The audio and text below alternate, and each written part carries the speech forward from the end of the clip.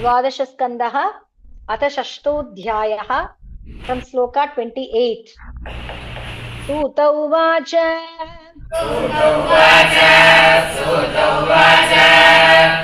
इत्युक्तः स तथेत्याह महर्षेः मानयन् वचः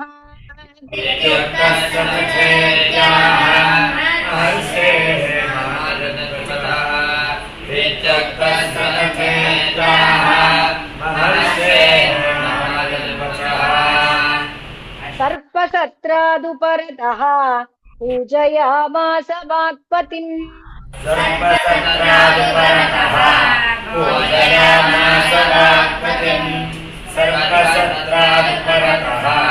पूजयामास वाक्पतिम् सूत उवाच इत्युक्तस्तथेत्याह महर्षेः मानयन् वचः सर्पसत्रादुपरतः पूजयामास वाक्पतिम् कैषा विष्णोर्महामाया बाध्यया लक्षणायया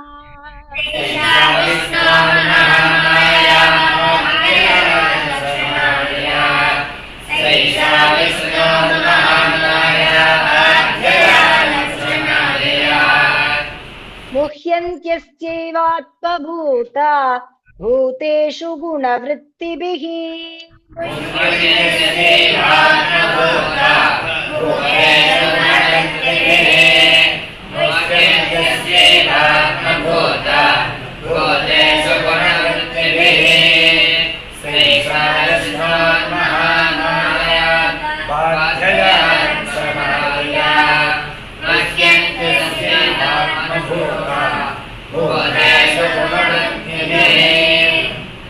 न यत्र दम्भीत्य भयादिराजिता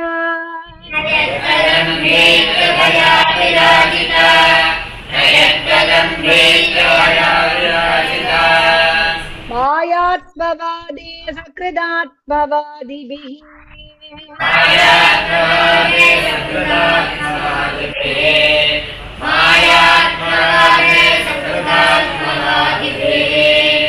न यद्विवादो विदितस्तदाश्रयो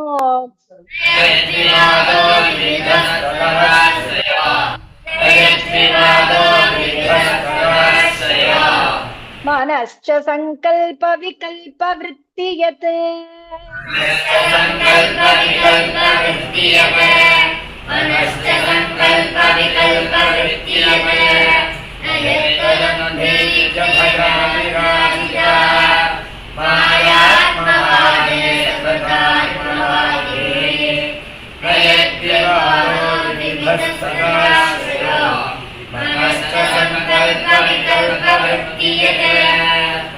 न यत्र सृज्यं सृजतो भयोः परम्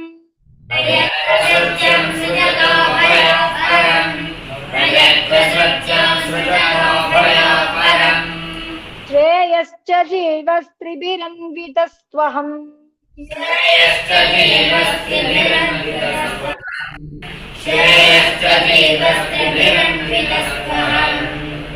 तदेतदुत्सादितबाध्यबाधकम्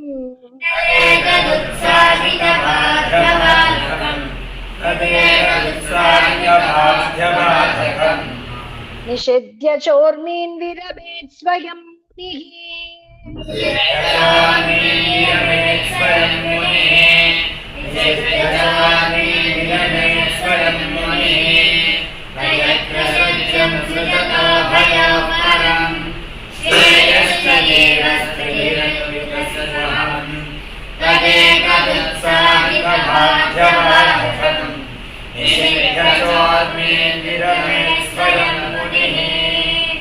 परं पदं वैष्णवमानन्ति तद्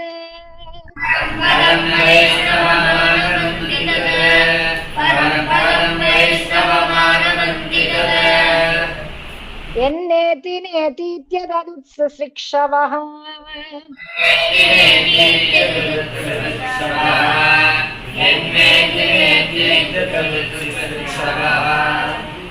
विसृज्य दौरात्यमनन्यसौहृदा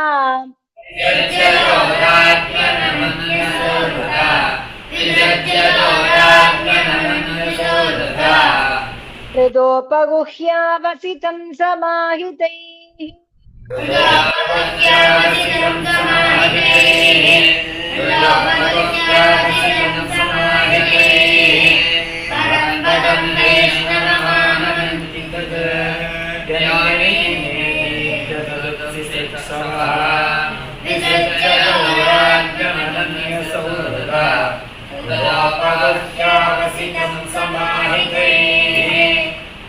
एतद् अधिगच्छन्ति विष्णोर्यत्परमं पदम्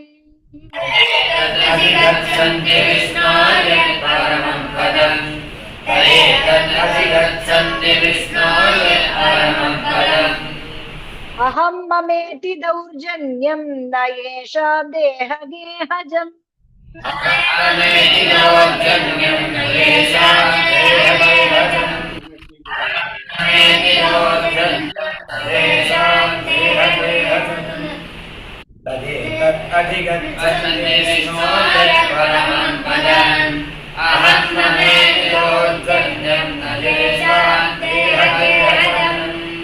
अतिवादान्ति दिक्षेतनावमन्येत कञ्चन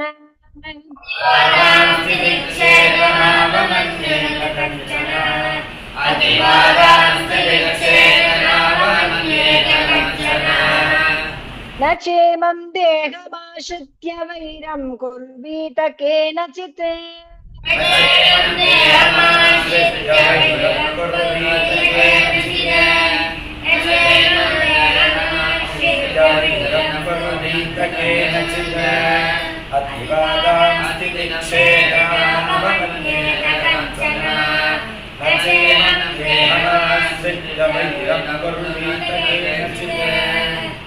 नमो भगवते तस्मै कृष्णाय कुण्ठमेधसे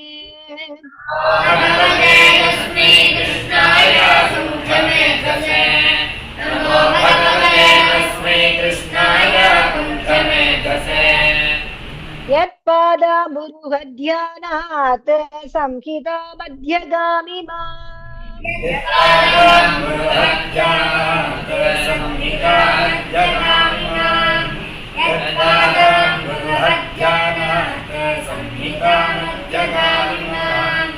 नमो भगवते तस्मै कृष्णाय कुण्ठमेधसे यत्पादाम्बुरुहध्यानात् संहिता मध्यगामिनाम्। शौनक उवाच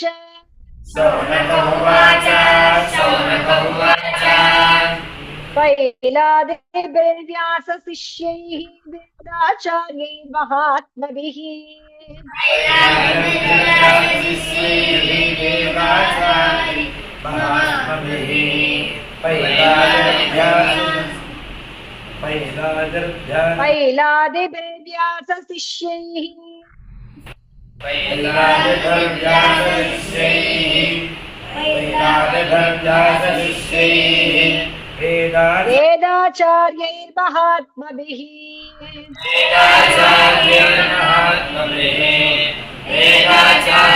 वेदाचार्यैर्महात्मभिः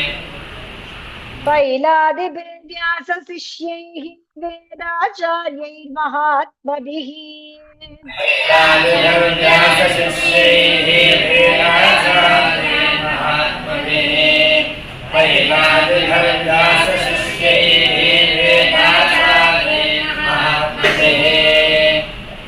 वेदाश्च कतिधा व्यस्ता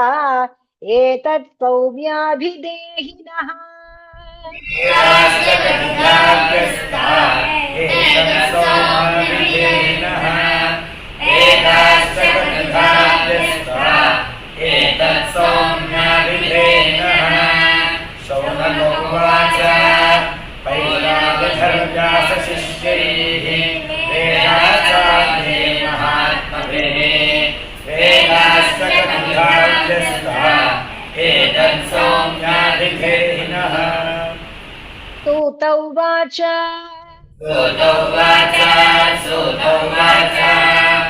समाहितात्मनो ब्रह्मन् ब्रह्मणः परमेष्टिनः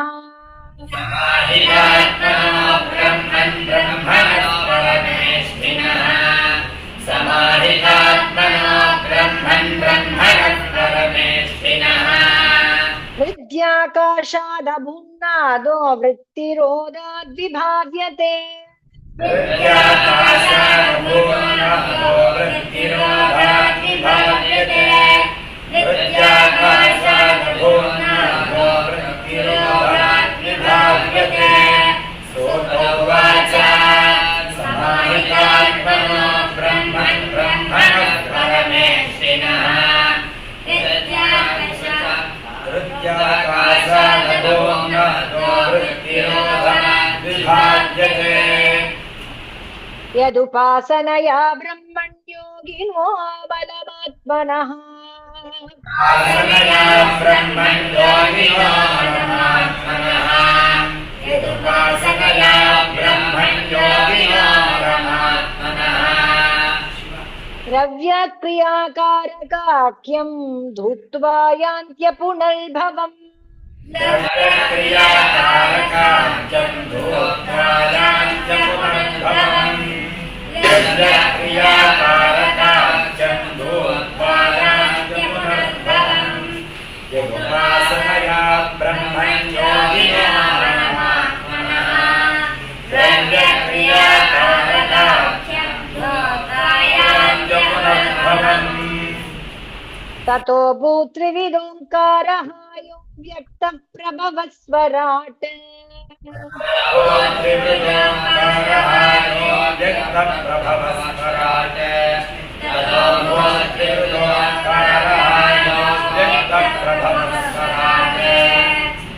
यत्तल्लिङ्गं भगवतो ब्रह्मणः परमात्मनः लिङ्गं भगवतो ब्रह्मणः परमात्मनः यज्जलिङ्गं भगवतो ब्रह्मणः परमात्मनः ततो भूत्रिवृदोङ्कारः यो व्यक्तः प्रभवः स्वराट् यत्तल्लिङ्गं भगवतो ब्रह्मणः परमात्मनः शृणोति य इमं स्फोटं सुप्तश्रोत्रे च शून्यदृक् इमं स्फोटं सुप्तश्रोत्रे च शून्यदृक् शृणोति य इमं स्फोटं सुप्तश्रोत्रे च शून्यदृक् तेन वाग्व्यज्यते यस्य व्यतिराकाश आत्मनः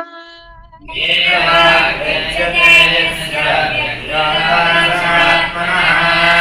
येन वाग्व्यज्यते यस्य व्यतिराकाशात्मनः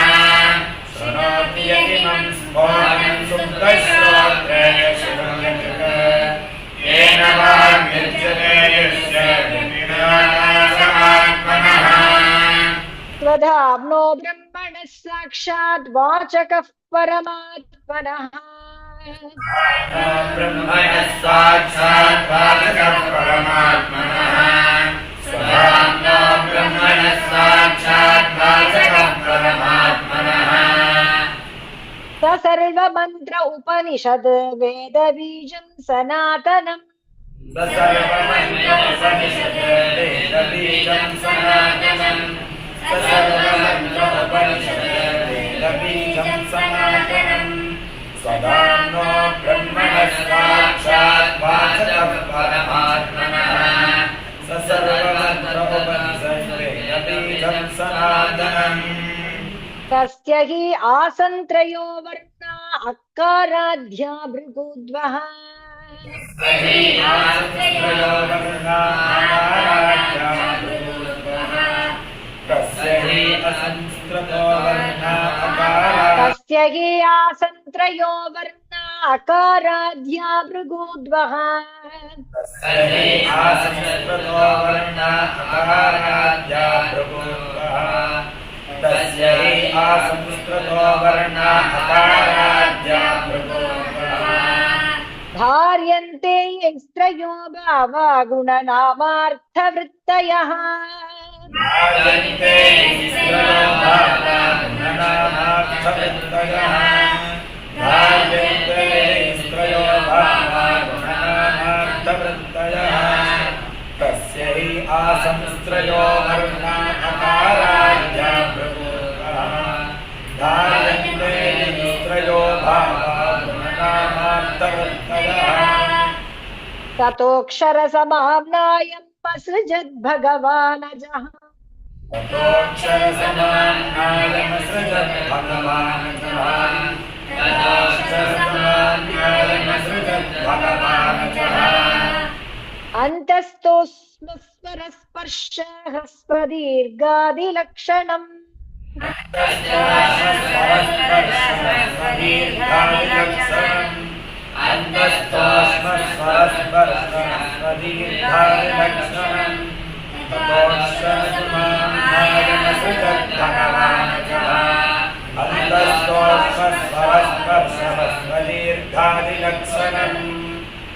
तेनासौ चतुरो वेदा चतुर्भिः वदनैर्विभुः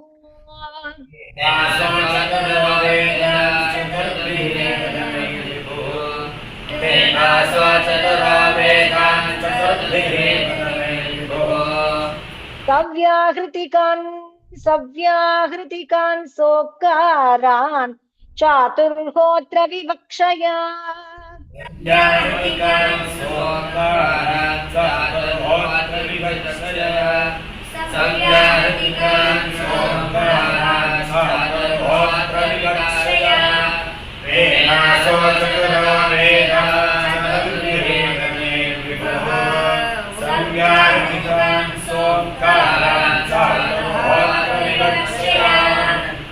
पुत्रानध्यापयत्तांस्तु ब्रह्मर्षीन् ब्रह्मकोविदान् प्राणज्ञापयत्तास्तो ब्रह्मर्षीन् ब्रह्मकोविदान् पुत्रानज्ञापयत्तास्तो ब्रह्मर्षीन् ब्रह्मकोविदान् ते तु धर्मोपदेष्टारः स्वपुत्रेभ्यः समादिशन्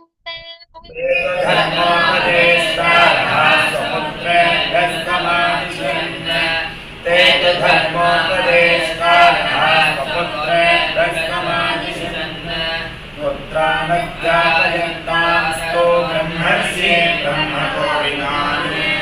ते तु धर्मोपदेष्टारः स्वपुत्रेभ्यः समादिशन् ते परम्परया प्राप्ताः तत्तच्छिष्यीधृतव्रतैः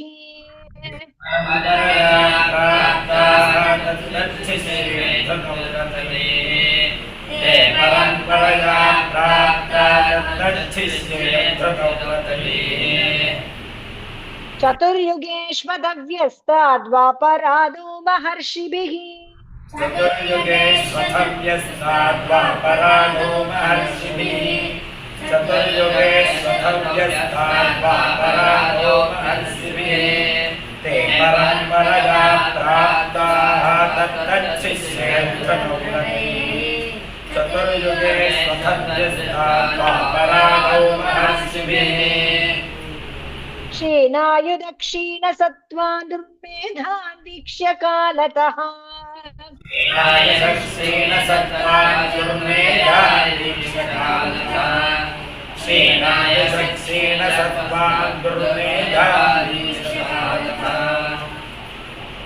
वेदान् ब्रह्मर्षयो व्यस्यन् हृदि स्ताच्युतचोदिताः वेदान् ब्रह्मर्षयो व्यस्यन् हृदि स्ताच्युतचोदिताः